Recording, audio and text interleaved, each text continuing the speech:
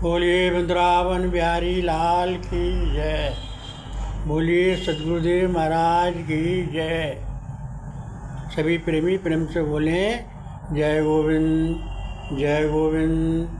सभी प्रेमी प्रेम से एक भजन बोलें। क्या खबर आप को ना मिली है,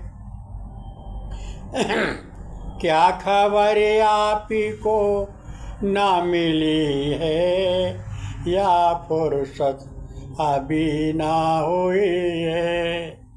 क्या खबर आप को ना मिली है, या फुर्सत अभी ना हुई है। क्या खबर आप को ना मिली है, या फुर्सत अभी ना हुई है। तेर सुने अनसुनी आप करते, आप आने की मन में ना करते। क्या टेर ना अब तक सुनी है, तेरे अब तक प्रभु ना सुनी है। क्या खबर आप को ना मिली है। तेरे सुनते हो फिर भी ना आते, पास अपने ना हमको बुलाते। क्या तेरे सुनने की आदत पड़ी है, तेरे सुनने की आदत पड़ी है। क्या खबर आप को ना मिली है, क्या खबर आप को ना मिली है। क्या खबर आप को। तेरे सुन रोई कानों में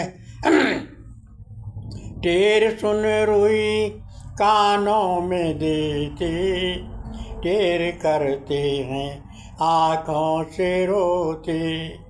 क्या दिल दुखाने की आदत पड़ी है, दिल दुखाने की आदत पड़ी है।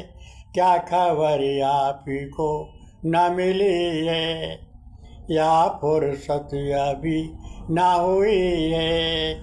राम कृष्णदास पहले बनाया, राम कृष्णदास पहले बनाया, फिर मुख को क्यों भगवान घुमाया। ये कैसी आदत बनी है, ये कैसी आदत बनी है। क्या खबर आप को ना मिली है। आई अपनों को क्यों शाम भूले, क्या खता जो हुई आज भूले। क्या ऐसी बान पड़ी है, क्या ऐसी बान पड़ी है। क्या खबर आप को ना मिली है, या फुर्सत अभी ना हुई है। क्या खबर आप को ना मिली है, या फुर्सत अभी ना हुई है। बोलिए वृंदावन बिहारी लाल की जय, सदगुरुदेव महाराज की जय। सभी प्रेमी प्रेम से कीर्तन बोलें। गोविंद गोविंद जय गोपाला, जय मुरली मनोहर नंद लाला। बोलो गोविंद गोविंद जय गोपाला, जय मुरली मनोहर नंद लाला। बोलिए भक्तवत्सल भगवान की जय। सभी प्रेमी प्रेम से सत्संग सुने। आत्मज्ञानी कोई दुख प्राप्त होने पर मन से दुखी नहीं होता, और सुख की प्राप्ति होने पर आसक्त नहीं होता। आत्मज्ञानी के राग भय क्रोध अहंकार नष्ट हो जाते हैं, और उसकी बुद्धि स्थिर हो जाती है। शुभ अशुभ वस्तु को प्राप्त होने पर न प्रसन्न होता है, ना वो देश करता है, उसकी बुद्धि स्थिर होती है, वो स्थिर बुद्धि वाला हो जाता है, अपने आत्मस्वरूप में ही स्थिर रहता है। जैसे कछुआ सब ओर से अपने अंगों को समेट लेता है, ठीक ऐसे ही वो पुरुष इंद्रियों को विषयों से सब ओर से मन को हटा लेता है। अब उसकी बुद्धि स्थिर हो जाती है। जो मूल अज्ञानी पुरुष हैं वो अन्न द्वारा विषयों को तो दूर से विषय तो दूर हो जाता है, परंतु आसक्ति, लगाव, कामना भाव दूर नहीं होता। परंतु आत्मज्ञानी के स्थिर बुद्धि भी होके आसक्ति भी दूर हो जाती है। एक परमात्मा में चित्त स्थिर हो जाता है, क्योंकि विषय में आसक्ति का नाश न होने से ये इंद्रियां विषय भोग में आवृत्ति कर लेती हैं। इसलिए विषय भोगों में आसक्ति दूर करके स्थिर चित्त होकर ईश्वर के अधीन हो, इंद्रियों को बस में होना ही बुद्धि विषय में लग जाती है। विषयों का चिंतन करते करते उन विषयों में आसक्ति हो जाती है और आसक्ति से उन विषयों की कामना उत्पन्न होती है और कामना में बिगड़ पड़ने से क्रोध उत्पन्न होता है और क्रोध उत्पन्न होने से मूढ़ भाव उत्पन्न हो जाता है और मूढ़ भाव उत्पन्न होने से बुद्धि में भ्रम उत्पन्न हो जाता है और बुद्धि में भ्रम उत्पन्न होने से ज्ञान शक्ति का नाश हो जाता है और ज्ञान शक्ति के नाश होने से पुरुष अपने श्रेष्ठ साधन से, अपने लक्ष्य से गिर जाता है। आत्मज्ञानी अपने इंद्रियों को अपने अधीन करके राग देश से रहित होकर विषयों में विचरण करता हुआ भी अंतःकरण को स्थित अपनी आत्मा में ही आनंद लेता है। अंतःकरण पवित्र होकर संपूर्ण दुखों का अभाव हो जाता है, उसकी बुद्धि परमात्मा में स्थिर हो जाती है और आत्मज्ञानी जन का मन इंद्रियों के बस में होने के कारण निश्चयात्मक बुद्धि नहीं होती, उसका भाव भी ईश्वर के प्रति स्थिर नहीं होता। भावहीन को शांति कैसे मिल सकती है? शांति रहित सुख से वंचित रहता है। जैसे जल में चलने वाली नाव को वायु घुमा देती है, वैसे विषयों में आसक्ति मन जिस भी इंद्रियों के साथ मन रहता है वो एक ही इंद्रियां इस कामी पुरुष की बुद्धि को उसी विषय में लगा देती हैं, बुद्धि को भ्रष्ट कर देती हैं, अर्थात परमात्मा से गिर जाता है। इसलिए सभी प्रेमी अपनी स्थिर बुद्धि बनाओ और प्रभु का सुमरन करो। जो संसार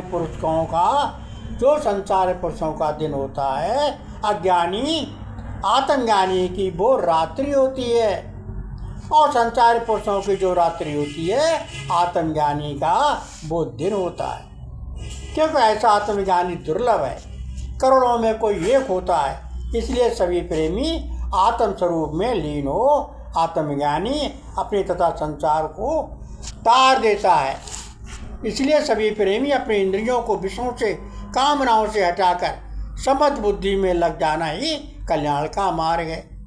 समत्व भाव बनाओ, नाम की कमाई करो, श्री कृष्ण को परमाश्रय मानकर श्री कृष्ण में लीन हो जाओ और ब्रह्म मन बुद्धि लगाकर आत्मा का चिंतन करो। एक मन से भक्ति, सच्चे मन से प्रभु की, प्रभु के बिन कुछ है ही नहीं ऐसा मानकर प्रभु की नाम लो और सब खोले बाओ। बोलिए सभी प्रेमी प्रेम से ये भजन बोले। आपसे मांगते हम यही हैं, अपनी भक्ति का वरदान दे दो। आपसे मांगते हम यही हैं, अपनी भक्ति का वरदान दे दो। मन लगाए रहे आप में ही, ऐसा दाता हमें ज्ञान दे दो। आपसे मांग प्रेम दिन दिन बढ़े ये सवाया, अपनी भक्ति का वरदान दे दो। आपसे मांगते हम यही हैं, अपनी भक्ति का वरदान दे दो। किस पल को किसी पल को तुम्हें मैं न भूलूं, दिव्य दृष्टि हमें ऐसी दे दो। राम कृष्णदास अपना बना लो, राम कृष्णदास अपना बना लो, ये वचन अपना प्रभु जी दे दो।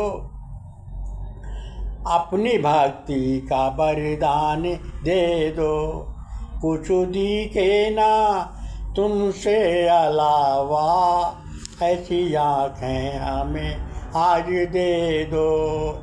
मैं भूलूँ ना तुमको कभी भी, ऐसी कृपा की दृष्टि हरि दे दो। मैं पुकारूँ तुम आओ मुरारी, ऐसी सद्बुद्धि प्रभु जी दे दो। आपसे मांगते हम यही हैं, अपनी भक्ति का वरदान दे दो। मैं निहारूं छवि आपकी हरि, ऐसी भगवान हमें शक्ति दे दो। कृष्ण हो कृष्ण निस दिन पुकारूं, ऐसी भगवान मुझे भक्ति दे दो। आपसे मांगते हम यही हैं, अपनी भक्ति का वरदान दे दो। सभी प्रेमी प्रेम से सत्संग सुने।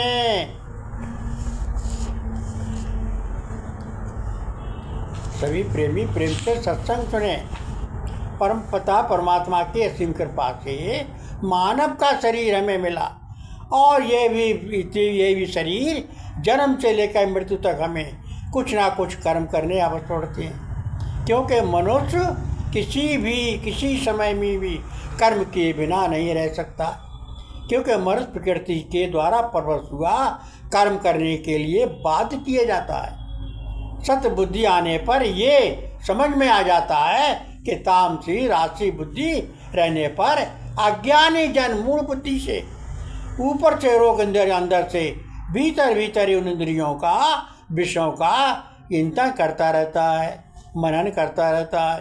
वो पुरुष अज्ञानी मूढ़ी कामी अहंकारी कहे जाते हैं। आत्मज्ञानी मन से ही इंद्रियों को वश में करके अनासक्त हुआ अपने इंद्रियों से कर्मयोग का आचरण करता है। इसलिए शास्त्र वेद धर्म के अनुसार सत्य कर्म करने चाहिए। कर्म तो अवश्य परवश होकर करने पड़ते हैं। तो जैसे कर्म किए जाते हैं वैसे ही सत्य कर्म क्यों न किए जाएं, जिससे सत्य मार्ग प्राप्त हो। कर्म न करने की अपेक्षा कर्म करना श्रेष्ठ है और अच्छा है, क्योंकि कर्म किए बिना ये शरीर भी निर्वाह नहीं हो सकता। जब कर्म हम मन मुख होकर करते हैं, अहंकार पूर्ण अपने स्वार्थ के हित की करते हैं, पाप पुण्य का विचार करके करते हैं, तो ये कर्म बंधन वाले होते हैं, जन्म मरण वाले होते हैं। जो कर्म गुरुमुख होकर अहंकार का लेश मात्र भी ना हो, वो पाप को विचार ना के समझ बुद्धि से आसक्ति रहित होकर प्रभु को प्रभु के निमित्त बनकर जो कर्म किए जाते हैं वो कर्म निष्कर्म बन जाते हैं। अतः जन्म मरण का नाश करने वाले होते हैं, और कर्म का निष्कर्म कर्म बन जाते हैं, अतः जन्म मरण का नाश करने वाले होते हैं। ये सब कर्म शुभ कर्म होते हैं, क्योंकि ये संपत्ति परिवार संबंधी तन मन धन ये सब कुछ प्रभु का है। सब कुछ प्रभु का है। ऐसा मानकर प्रभु का नाम लो और सबको नाम लिवाओ।